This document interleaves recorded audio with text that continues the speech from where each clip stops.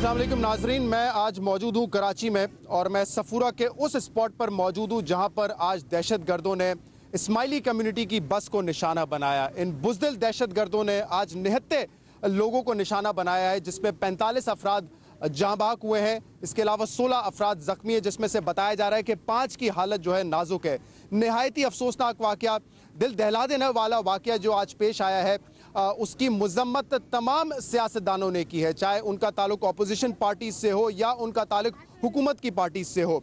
Army chief ने भी आज अपना एक अहम श्रीलंका का दौरा कैंसिल किया और वो भी आज कराची पहुंचे हैं। वज़ीर आज़म साहब भी कराची पहुंचे हैं और इस वाक़े का सख्ती से नोटिस लिया जा रहा है। ये वाक़या जो हमारे रिपोर्टर्स हमें सुबह से बता रहे हैं, जो बस के मनाजिर हमने देखे हैं, नहायत ही अफसोसनाक मनाजिर हैं।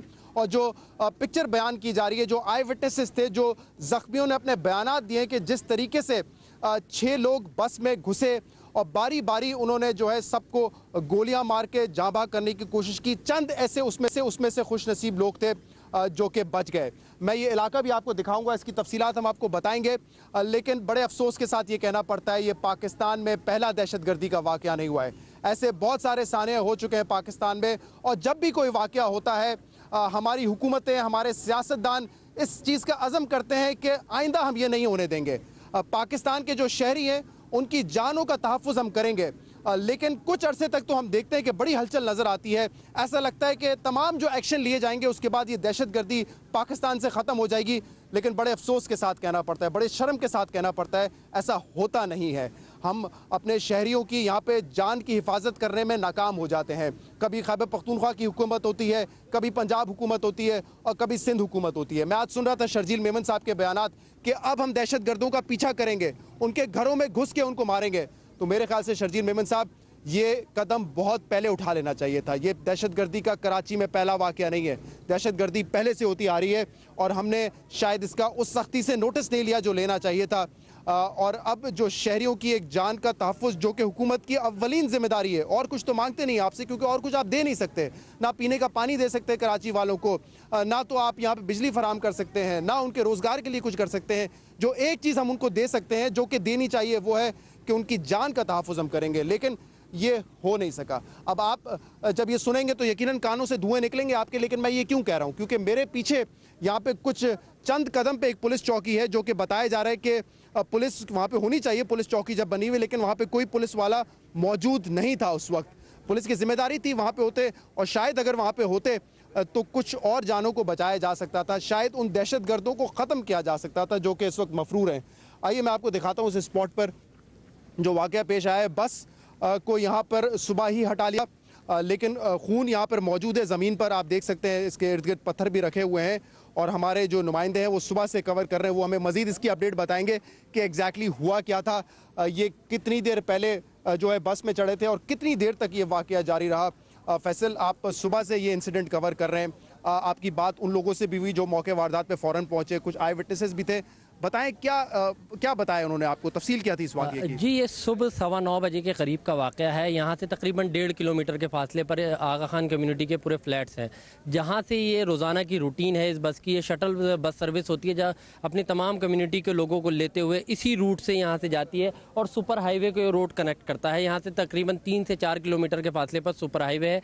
यहाँ से ये होती हुई आयशा मंजिल, करीमाबाद और दूसरे इलाकों में उन कम्युनिटी के लोगों को छोड़ती है। ये रूटीन है बस का, ये बस का रूटीन है। 9:15 बजे के करीब जो हमें अनिशाहिदीन ने बताया और यहाँ के लोगों ने जो हमें बताया, ये 9:15 बजे और वापसी फिर 1 बजे का रूटीन है। तो 9:15 बजे के करीब जो अनिशाहिदीन से हमारी बात हुई कि यहाँ पर 2 मोटरसाइकिल पर तकरीबन 5 से 6 लोग थे, जिन्होंने यहाँ पे इसी जो आगे दरख्त आप देख रहे हैं इस तरफ यहाँ पर इसको बस को रोका है और इसमें बासानी अंदर दाखिल हुए। दाखिल होने के बाद अंदर से फायर किए।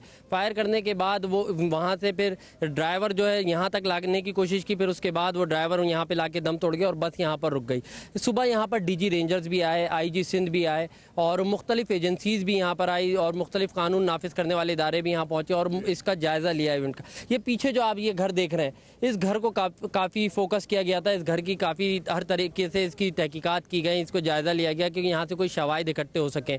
दिलचस्प बात यह है कि शहजाद यहाँ पर तकरीबन 2-2.5 किलोमीटर पर सीधी सड़क जाती है सच्चल थाने पर, लेकिन अफसोस से कहना पड़ता है सुबह 9:15 बजे का ये वाक़या हुआ, लेकिन 11 बजे तक पुलिस का कोई एहलकार यहाँ मौजूद 11 बजे तक पुलिस का कोई एहलकार नहीं पहुंचा, नहीं मौजूद था यहाँ पर। इसीलिए मेरे ख्याल से सच्चल थाने के जो SHO है उसको भी जो है मुअत्तल कर दिया गया। हाँ, शायद ये इसी वजह से किया होगा। लेकिन दूसरी बात ये आप यहाँ देख रहे हैं, चंद गज के फासले पर यहाँ पे पुलिस चौकी भी है, पुलिस चौकी भी है यहाँ पे। चौकी पे यहाँ पे कोई मौजूद नहीं था। ऐनी शाहिदीन ये कह रहे थे कि वो आए बासानी, उन्होंने फायरिंग की, कत्ल किया और उसके बाद चले गए। उसके बाद यहाँ पर CM साहब भी आए, दूसरी सियासी शख्सियात भी आए। CM साहब से हमने पूछा था कि ये इसकी तहकीकात के लिए क्या कर रहे हैं, तो उन्होंने उसी वक्त ऐलान किया कि IG सिंध और सूबे के 5 बेहतरीन अफसरान पर मुश्तमिल एक कमेटी तश्कील दे रहे हैं, जो 3 दिन में वो दावा कर रहे हैं कि 3 दिन में इसकी पूरी रिपोर्ट उनको पेश कर देगी।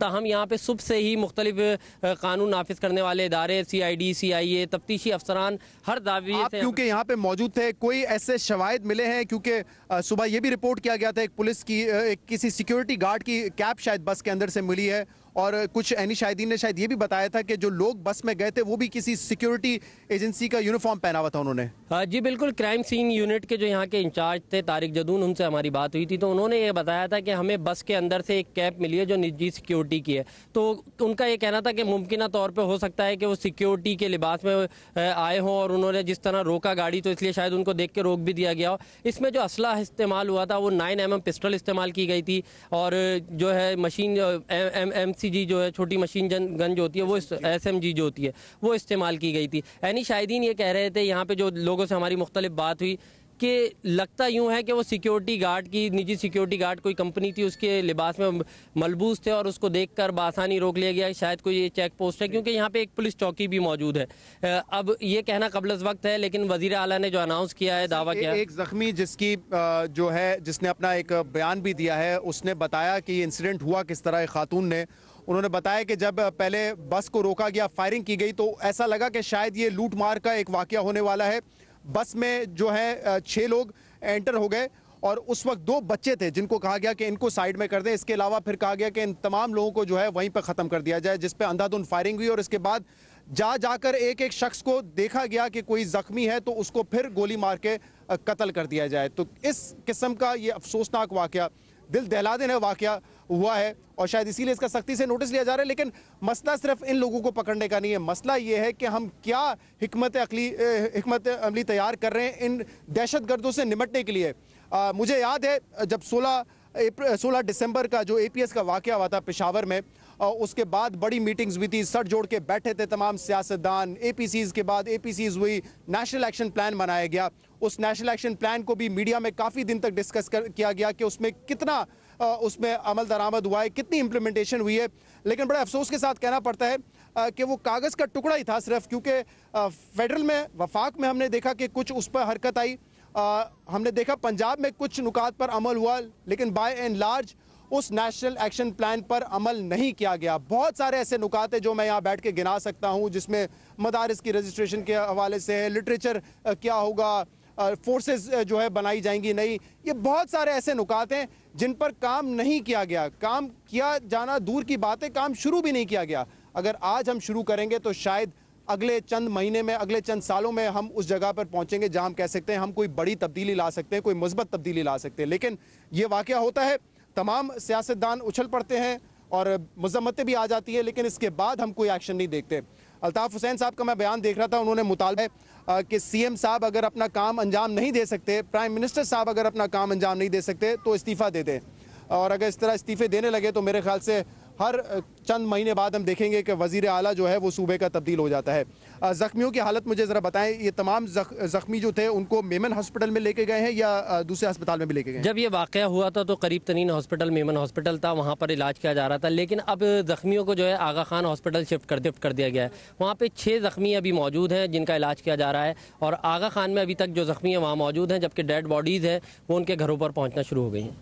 ठीक है, जो लोग इसमें जाँ बहक हुए हैं, शहीद हुए हैं, हमारी दुआ है कि उनके जो चाहने वाले हैं, उनके लवाहिकीन हैं, उनको अल्लाह सब्र अता फरमाए, और जो ज़ख्मी हैं वो जल्द से जल्द सेहतियाब हो, ये हमारी दुआ है उनके लिए। हम चलेंगे इस घर के हवाले से भी ज़रा देखते हैं। फैसल, जो आप कह रहे थे कि यहाँ पे लोगों ने दौरा किया, इस घर को भी हम देखते हैं कि इसमें क्या है। कोई ऐसे शवाहिद यहाँ से मिले हैं कि यहाँ पे कोई रह रहा था, क्योंकि इस पे शक किया जा रहा था, लेकिन मेरे ख्याल से वैसे तो इस जगह को क्लियर कर दिया गया है, लेकिन हम इसको देखते ज़रूर हैं जाकर।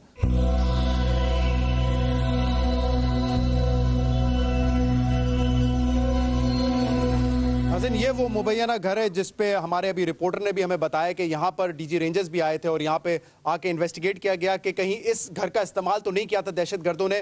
तो देखते हैं इस घर में है क्या। इस जगह को वैसे तो क्लियर कर दिया गया है, ऐसे कोई यहाँ पे शवाहिद नहीं मिले हैं कि यहाँ पे पहले से कोई रह रहा था, क्योंकि ये जगह बिल्कुल मकान खाली है। इस घर का जो ताला है वो भी बाहर तोड़ के जो आए थे सुबह, लेकिन ऐसा लगता नहीं है कि इस जगह पे कोई रह रहा था, इसलिए शायद इस घर को जो है वो क्लियर कर दिया गया है।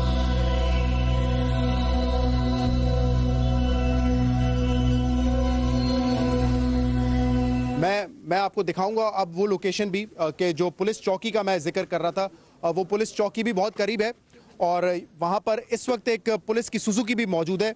तो ज़रा उनसे भी पूछते हैं कि ड्यूटी होती किसकी अमूमन यहाँ पर, क्योंकि वो पुलिस चौकी जो है वो बिल्कुल उस वक्त खाली थी, वहाँ पे कोई मौजूद नहीं था और चंद ही मीटर के फासले पे जाए वकुआ से वो चौकी दूर है।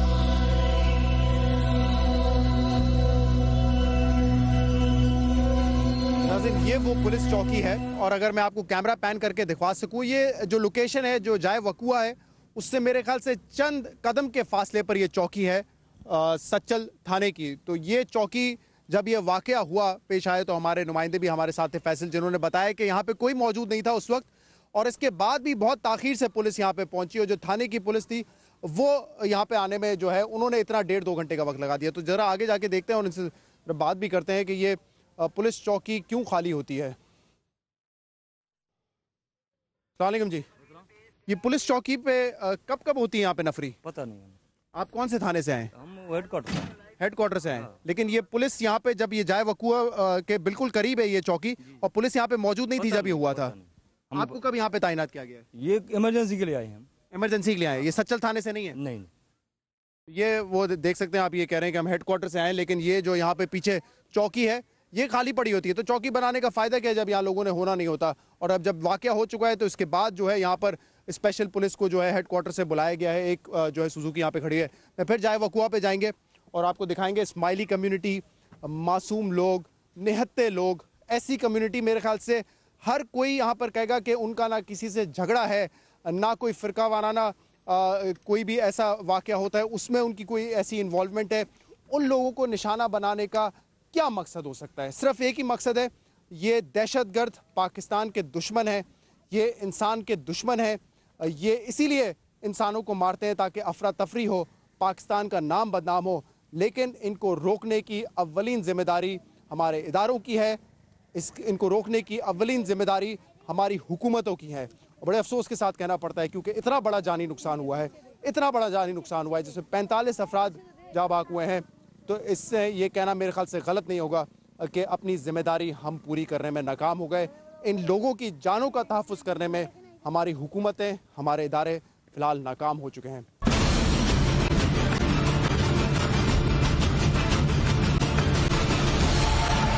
ये वो खून है जो कि जाए वकुआ पर इस वक्त भी मौजूद है। मैंने मनाजिर देखे हैं उस बस के, मैंने उसकी तस्वीर देखी हैं, जितना खून सीटों पर है और मैं बयान नहीं कर सकता। मेरे ख्याल से ये ऐसा वाक़या था और जो मनाजिर ऐसे थे कि लफ्ज़ कम पड़ जाते हैं, आप बयान नहीं कर सकते कि क्या वो सूरत हाल थी। और यकीनन उनके लवाहिकीन भी इसीलिए दुखी होंगे क्योंकि इतनी बेदर्दी से इन बुज़दिलों ने मासूम लोगों को निशाना बनाया। और मैं आपको सिंध की एक बड़ी दिलचस्प बात बताता हूँ। दहशतगर्दी के वाक़यात सिंध में और बिलखसूस कराची में काफ़ी अरसे से जारी हैं। अभी हमने देखा था कि टारगेट किलिंग में कुछ हद तक कमी आई थी, एक्सटॉर्शन भत्ते में कुछ हद तक कमी आई थी, लेकिन फिर भी कराची के हालात पिछले काफ़ी अरसे से हम देख रहे हैं कि ख़राब हैं। टारगेट किलिंग, भत्ताखोरी, ये वाक़यात यहाँ पे होते रहते हैं, लेकिन इसके बावजूद इंटीरियर मिनिस्टर नहीं है हमारे पास। सिंध में जो इंटीरियर मिनिस्ट्री के फ़राइज़ हैं वो भी कायम अली शाह साहब अंजाम देते हैं। तो क्या वजह है कि एक इंटीरियर मिनिस्टर फुल टाइम हम नहीं रख सकते सिंध में जो कि अपने फ़राइज़ अंजाम दे सके, जो कि नेशनल एक्शन प्लान जिसका मैं कुछ देर पहले जिक्र कर रहा था उसको इम्प्लीमेंट कर सके? कायम अली शाह साहब कहाँ कहाँ तक पहुँचेंगे? फजूल मिनिस्ट्रीज़ होंगी आपके पास, स्पोर्ट्स होगा, कल्चर होगा, ठीक है ये ज़रूरी भी हो सकती है मिनिस्ट्रीज़, लेकिन इंटीरियर मिनिस्ट्री मतलब एक वाक़या हो जाता है उसको देखने के लिए आपके पास मिनिस्टर नहीं है। अदरवाइज़ आपकी कैबिनेट में 25-30 लोग भरे हुए होते हैं, आपके पास एडवाइज़र पे एडवाइज़र होते हैं। लेकिन क्या वजह है? मेरी समझ से ये बात बालातर है कि सिंध में हमारे पास इंटीरियर मिनिस्टर नहीं है। शर्जील मेमन साहब बयान देंगे या कायम अली शाह साहब देंगे, इस चीज़ पर मेरे ख्याल से अब सिंध हुकूमत को गौर करना चाहिए कि इन नाजुक हालात में, इन सेंसिटिव हालात में जब दहशतगर्द जो है वो मासूम लोगों को निशाना बना रहे हैं। तो इसके लिए एक आपके पास इंटीरियर मिनिस्टर होना चाहिए। इस खून का बदला लेने का अज़म तो किया है आज सिंध काबीना ने। वो कह रहे हैं कि हम बदला लेंगे, एक एक शख्स को पकड़ेंगे। हम उम्मीद करते हैं ये पकड़े जाएं, उनको कैफरे किरदार तक पहुंचाया जाए।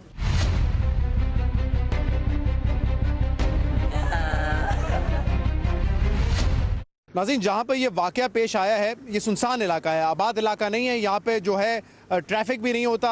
ज़्यादातर जो यहाँ पे इमारतें हैं वो ज़ेर तामीर हैं। इस वक्त रिहाइश नहीं है करीब लोगों की, लेकिन कुछ लोग यहाँ पे हमारे साथ मौजूद हैं जिन्होंने अपने आँख से तो नहीं देखा ये वाकया, लेकिन इन्होंने फायरिंग की आवाज़ ज़रूर सुनी है। तुम यहीं के रहायशी हो? हाँ जी हाँ। कितना दूर रहते हो इस जगह से? तकरीबन ये पीछे वाली तीसरी गली है। तो जब ये फायरिंग हुई थी तुम कहाँ पे थे उस वक्त? उस वक्त मैं अपना घर का काम कर रहा था, लकड़े वकड़े बांध रहा था। तो तुमने देखा तो नहीं कुछ, लेकिन सुना? सुना था। फायरिंग हुई थी, तकरीबन 6 से 7 मिनट हुई थी, फिर बंद हो गई। कितनी शदीद फायरिंग हुई थी? तकरीबन 90 की तादाद में चली होगी। अच्छा, मुसलसल होती रही फायरिंग 6-7 मिनट तक? मुसलसल हो रही। और फिर तुम आए यहाँ पे जाए वकुआ पे, तो उस वक्त क्या था? मैं आया था तब ये रश भरी पड़ी थी सारी, तब जगह नहीं थी किसी बंदे को आने की इधर, इसलिए मैं वापसी चला गया। 6-7 मिनट तक शदीद फायरिंग होती रही है। 6-7 मिनट। ये जो घर अभी हमने दिखाया भी, और यहाँ पे सुबह रेंजर्स भी आई थी। आप चौकीदार हैं इस घर के? जी हम चौकीदार हैं।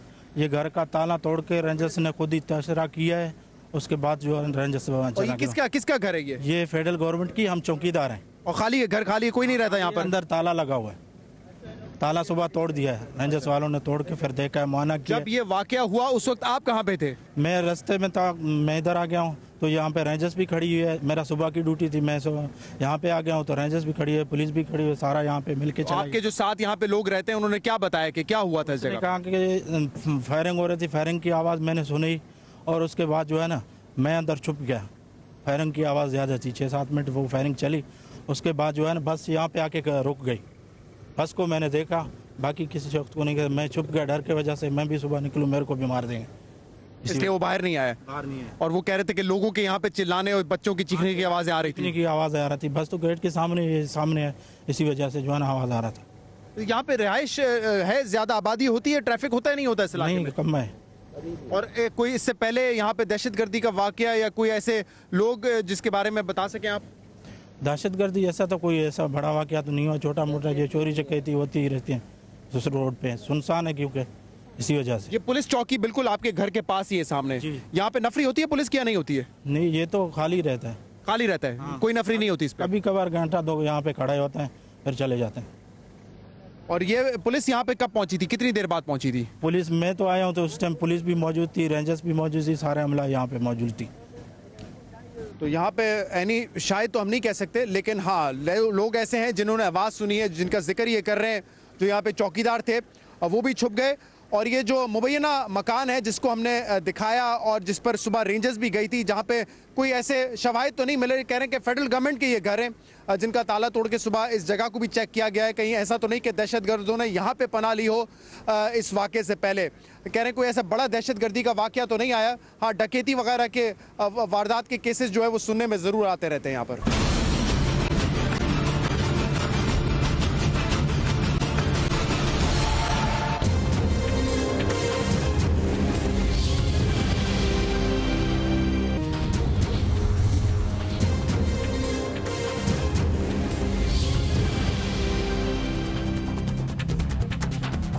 वेलकम बैक नाजरीन। आला सतह का इजलास भी खत्म हो गया है और कोई स्पेसिफिक फैसला नहीं किया गया है। कोई बड़े फैसले का जो इम्कान था कि कोई ऐसा फैसला किया जाएगा कराची के हवाले से, वो हमने नहीं देखा। जनरल सी बात हुई है जो हमेशा होती है, जो भी मुलविस था इस वाक़े में उसको पकड़ा जाएगा, ऑपरेशन को तेज किया जाएगा।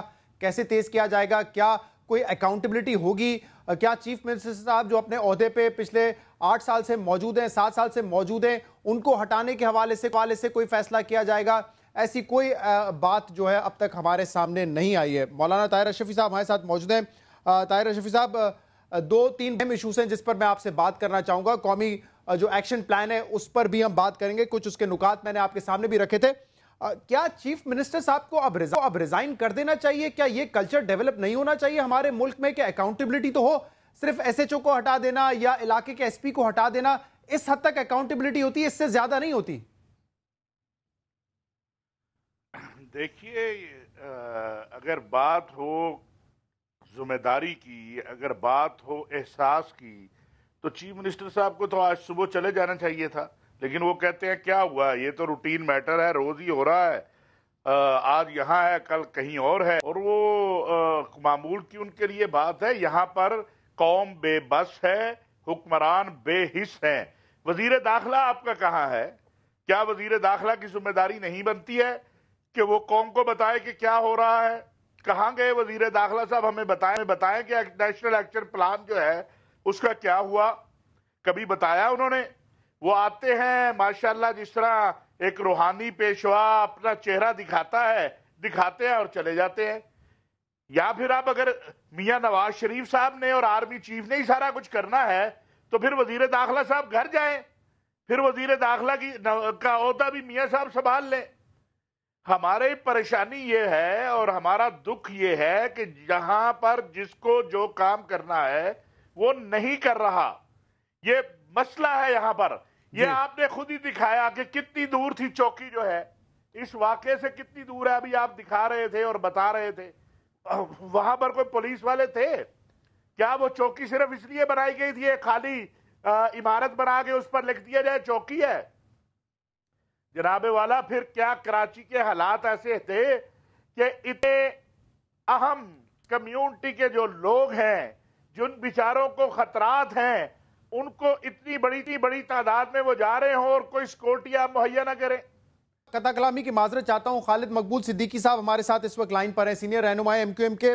और खालिद साहब, हमने देखा आज आपने मीटिंग में शायद ये एहसास दिलाया वजीर आजम साहब को, तमाम लोग जो वहां पर बैठे हुए थे, कि इकोनॉमिक कॉरिडोर पे तो फिर बात हो जाएगी, कहीं ये भागी नहीं जा रही, 2 दिन बाद बात कर लेंगे, इस वक्त सबको कराची जाना चाहिए। मेरे ख्याल से ये बड़ा अच्छा आपने वहां पे कदम उठाया, वरना हम तो देख रहे थे कि मेजें भी सजी हुई थी और खाना भी खाया जा रहा था। लेकिन आज जो मीटिंग्स हुई है उसके बाद फर्क क्या होगा, किस तरीके से बेहतरी आएगी? ये मीटिंग किस तरीके से मुख्तलिफ थी जो कि 16 दिसंबर पेशावर से आने के बाद हुई थी?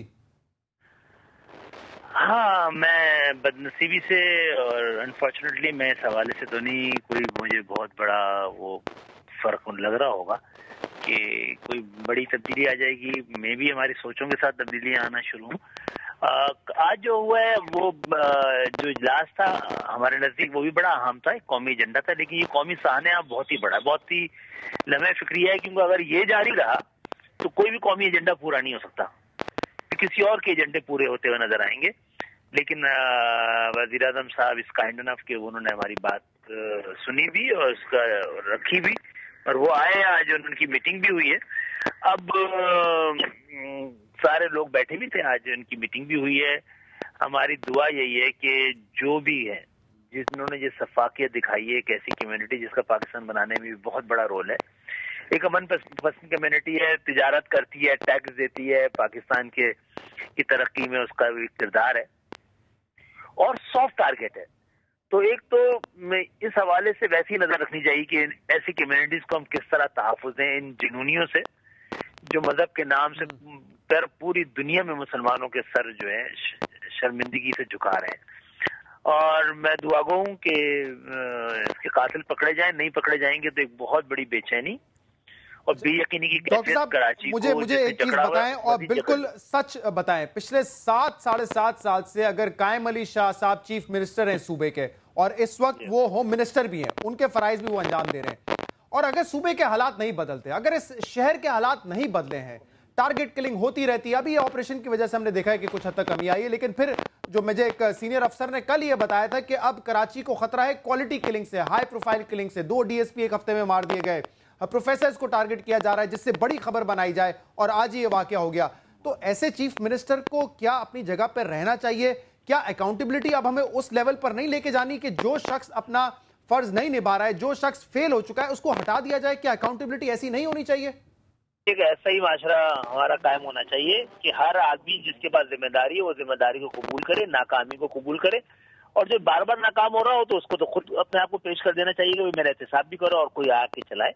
मैं समझता हूँ यही जमहूरी तर्ज अमल है और इसी पे पाकिस्तान को आगे बढ़ना चाहिए, और आपकी बात से मैं इत्तेफाक करता हूँ। वजीर दाखिला क्यों नहीं है, होम मिनिस्टर क्यों नहीं है सिंध में? मतलब कैबिनेट का साइज अच्छा खासा है, एडवाइजर भी हैं, स्पेशल एडवाइजर्स भी हैं, वजीर दाखिला की जरूरत क्यों नहीं है हमें शहर में, इस सूबे में? देखिए, ऐसा ही माशरा हमारा कायम होना चाहिए कि हर आदमी जिसके पास जिम्मेदारी है वो जिम्मेदारी को कबूल करे, और जो बार बार नाकाम हो रहा हो तो उसको तो खुद अपने आप को पेश कर देना चाहिए कि मेरा एहतसाब भी करो और कोई आके चलाए। मैं समझता हूँ यही जमहूरी तर्ज अमल है और इसी पे पाकिस्तान को आगे बढ़ना चाहिए, और आपकी बात से मैं इत्तेफाक करता हूँ। वजीर दाखिला क्यों नहीं है, होम मिनिस्टर क्यों नहीं है सिंध में? मतलब कैबिनेट का साइज अच्छा खासा है, नहीं, बिल्कुल होनी चाहिए। और अगर कोई ऐसा वजीर आला है जो कि उसकी उम्र और सेहत दोनों इजाजत देती है कि वो वजीर दाखिला वाला भी काम कर ले और उस पर रिजल्ट दे रहा हो तो सब सही है। अगर रिजल्ट नहीं आ रहा हो तो फिर हमें आगे बढ़ के देखना चाहिए कि क्या कराची चलता है तो ये मुल्क पलता है। लेकिन कराची को जीने दिया जाए और उस पर तवज्जो दी जाए। और ये दहशतगर्दी के साथ साथ उसके साथ जो हर सतह पे ज्यादतियां हो रही हैं वो सब दूर नहीं होंगी। एक मुकम्मल पैकेज ना सिर्फ पाकिस्तान बल्कि ना सिर्फ कराची बल्कि पूरे पाकिस्तान के अवाम को नहीं मिलेगा। इस तरह की मीटिंगें किसी तरह भी सूदमंद नहीं हो सकती। पाकिस्तान आगे नहीं बढ़ सकता। एक बहुत बड़ी अपॉर्चुनिटी अगर मिली है पाकिस्तान को इस इकोनॉमिक कॉरिडोर के जरिए, वो इसको भी ये उफरीद जो है निकल जाएगी। अगर लगे कि हम जो सियासी लोग हैं या हुक्मरान हैं ये कुछ नहीं कर पा रहे तो पाकिस्तान की आवाम को चाहिए कि अब खड़ी हो जाए ना जी। अगर हम ये बड़ा अहम वैसे नुक्ता है, तब्दील करें, हटे और आगे आए। ये जो इकोनॉमिक कॉरिडोर है, चाइनीज इन्वेस्टमेंट है, मुझे अच्छी तरीके से याद है जिस दौरान ये हो रहा था तो बहुत सारे लोगों ने ये अंदाजा लगाना शुरू कर दिया था कि बलूचिस्तान में हालात बिगड़ेंगे, मुल्क के हालात बिगड़ेंगे। पाकिस्तान दुश्मन शायद ये नहीं चाहेंगे कि इतनी बड़ी इन्वेस्टमेंट पाकिस्तान में आए, वरना पाकिस्तान जो है वो बड़ा आगे निकल जाएगा। इसकी कड़ियां, इस आज के वाकये की कड़ियां इससे मिला सकते हैं? देखिए, पाकिस्तान के मुल्क से बाहर भी पाकिस्तान के दुश्मन है, लेकिन जो होम ग्रोन दुश्मन है जिनको अपने पाल रखा है, पहले उनको निपटा दें, उनको खत्म कर दें, फिर देखेंगे बाहर के लोग हैं भी कि नहीं है। उनको भी नजर रखा जाए। हमने बहुत अरसे तक तो इसी काम में भी लगे रहे ना। लेकिन ये बात सही है कि हम रॉ समेत बाहर की एजेंसियों और मुल्कों को नजरअंदाज नहीं कर सकते, उनकी इन्वॉल्वमेंट। ठीक है खालिद साहब, आपके वक्त का बहुत बहुत शुक्रिया। मौला बख्श चांडियो साहब हमारे साथ मौजूद हैं, सीनियर रहनुमा पीपल्स पार्टी। मौला बख्श चांडियो साहब, मुझे ये बताएं क्या वजह हो कि चीफ मिनिस्टर कायम अली शाह साहब अपनी कुर्सी पे आज भी बैठे रहें, अब भी बैठे रहें। पिछले 7 साल में कराची को वो नहीं संभाल सके। मेरे ख्याल से ये एतराफ पीपल्स पार्टी को कर लेना चाहिए। इतनी टारगेट किलिंग, एक्सटॉर्शन, भत्ता, दहशतगर्दी के वाकयात, मतलब कौन सा लेवल आएगा, क्या होगा इस शहर में, इस सूबे में, जिसके बाद हम कहेंगे जी कायम अली शाह साहब अब आप रुखसत लें और किसी को और हम मौका देते हैं। सूबा वफाक का हिस्सा है तो वफाक भी नाकाम है। पख्तूनख्वा में जेलों पे हमले हुए, सैकड़ों लोग निकल के रस्तों पे आ गए, कहते जुलूस की शक्ल में तालिबान गए और जेलों पे हमला किया, फिर वहां भी कोई जवाब नहीं है।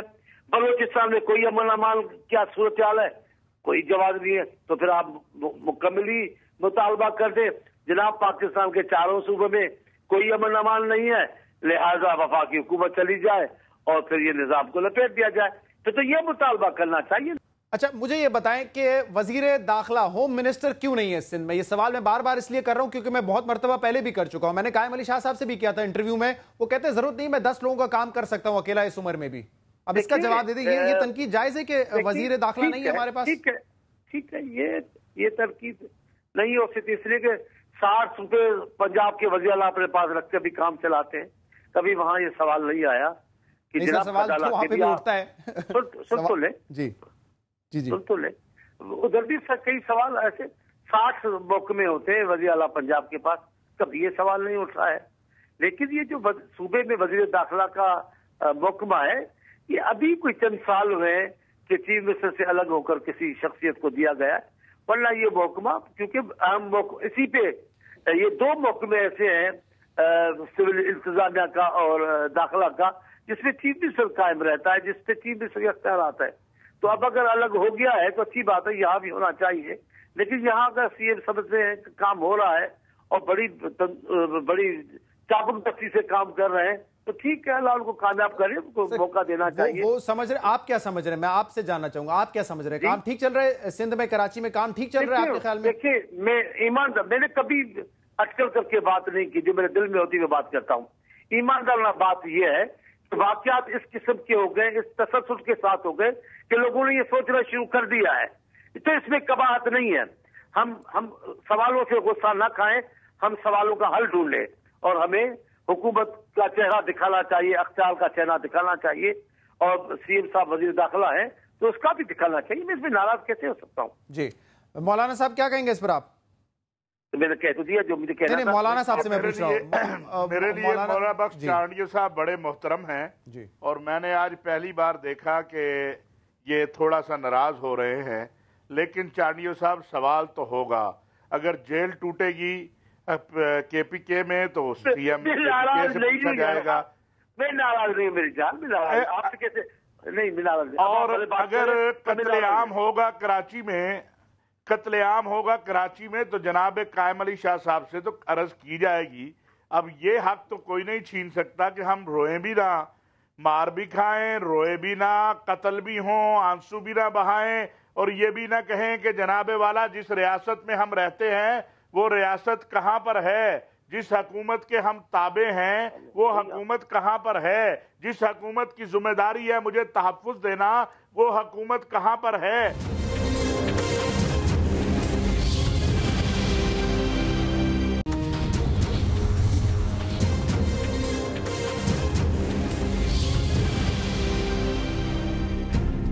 वेलकम बैक नाज़रीन। शाहिद लतीफ साहब, जो ब्रेक में जाने से पहले आप बात कर रहे थे ना कि सिविल इदारों ने काम करना है, पुलिस ने काम करना है, ये लोगों को मिसलीड किया जाता है कि फौज गलियों मोहल्लों तक जाएगी और वहां पे तहफ्फुज़ देगी, लेकिन अब यहाँ पे हुकूमत ये कहती है कि जब मीटिंग होती है कराची के हवाले से तो आर्मी चीफ साहब खुद आते हैं, कोर कमांडर होते हैं, डीजी रेंजर्स होते हैं, अक्सर तो ये भी होता है कि चीफ मिनिस्टर को बुलाया नहीं जाता, तो कहते हैं तो सारा काम तो उन्होंने करना है, हमारे हाथ में तो कुछ रह नहीं गया, ये उनका आर्ग्यूमेंट है।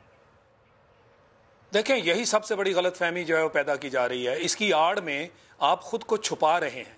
आप ये बताइए कि जब खुद आप नेक्टा की बात आपके इंटीरियर मिनिस्टर करते हैं तो इसका क्या मतलब है? ये नेक्टा आर्मी के कंट्रोल में, ये तो इंटीरियर मिनिस्टर का डिपार्टमेंट है, और क्या ये सिविल एडमिनिस्ट्रेशन का हिस्सा नहीं है?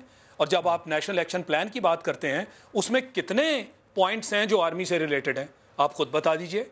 वो तो 2 पॉइंट्स थे जो मिलिट्री कोर्ट्स की आपने बात की, सही है, और उसके साथ जो आपने करेक्शन कर दी जी, वो लिखे हुए हैं ना। तो ये आपकी अंडरस्टैंडिंग जो है आप उसको मिस इंटरप्रेट करें अपनी खामियां छुपाने के लिए, वो इसलिए कि चूंकि आपसे सवाल किए जाएंगे, आपके पास उन सवालों के जवाब नहीं है। फॉर एग्जाम्पल, मैं आज, ये मेरा 5वां प्रोग्राम है और मैं हर प्रोग्राम में जो भी हुकूमती नुमाइंदे आते रहे मैं उनसे पूछता रहा कि आप सिर्फ ये बता दें कि नेक्टा कहाँ है, उसका फंड क्यों नहीं दिया गया, और अगर दिया तो हमें क्यों नहीं बताया, और उसके ऊपर क्या पेशरफ्त है। क्या वजीर दाखिला को हमें नहीं बताना चाहिए था? यही वजीर दाखिला हैं जो पहले कहते थे कि जनाब मैंने फंड मांगा है, मुझे फंड नहीं देते। ये साल पहले की बात है, तो क्या उसमें कोई तब्दीली आई? इसी तरह नेशनल एक्शन प्लान है, वो हमें बता दें कि नेशनल एक्शन प्लान में ये पॉइंट्स थे। अब देखें ना, हर रोज आपके टॉक शोज होते हैं, हुकूमती नुमाइंदे आते हैं, आपस में एक दूसरे से गुत्थम गुत्था होकर और सारी की सारी सियासत की बातें करते हुए 1 घंटा गुजार के चले जाते हैं। जो नेशनल प्रॉब्लम्स हैं जिसकी वजह से हर 4थे दिन हमारे बेचारे मासूम बेगुनाह लोग मारे जाते हैं, उसके बारे में हम क्या नहीं समझते कि इस कौम को कोई जवाब देना है? आइन आपका कहता है कि लोगों की जानो माल की हिफाजत हुकूमत वक्त का अवलीन फर्ज है, और इसी आइन को हम कहते हैं जी बालातर है और आइन और कानून का तकाजा है तो ये करेंगे वो करेंगे। इसके बारे में कभी किसी ने जवाब दिया क्या? हुकूमत, और वो कहता है कि जो हुकूमत ये पूरा ना कर सके कमिटमेंट, उसको हुकूमत करने का हक नहीं। हमने इस सब्जेक्ट पर कभी बात की?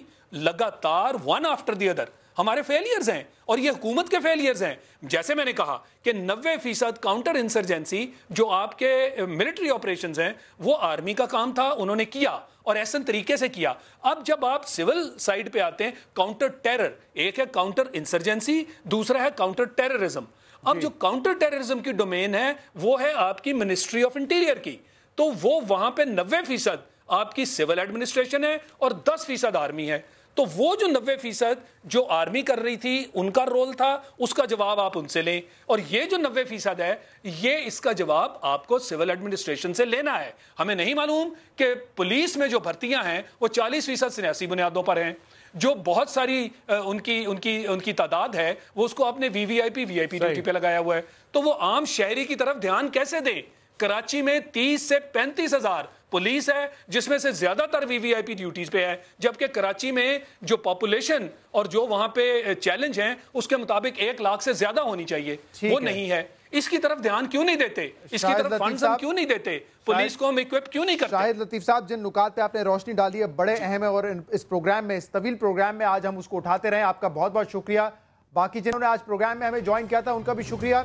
और ये बिल्कुल ठीक बात है कि हुकूमत की अव्वलीन तरजीह जो है, वैसे तो बहुत सारी तरजीह आते हैं, वैसे तो बहुत सारे काम ऐसे हैं जो कि उन्होंने अवाम के लिए करने हैं, लेकिन फिलहाल हालात इस हद तक आ चुके हैं कि अब आवाम ये कहती है कि हमारी जानों के तहफ़्फ़ुज़ के लिए आप कुछ करते हैं, बाकी हमें आपसे कुछ नहीं चाहिए। वो भी बड़े अफसोस के साथ हमें कहना पड़ता है कि उनको नहीं फराहम किया जाता। इस प्रोग्राम का फीडबैक नाज़रीन आप हमें दे सकते हैं हमारे सोशल मीडिया पर, हमारे ट्विटर अकाउंट पर। इजाज़त दीजिए।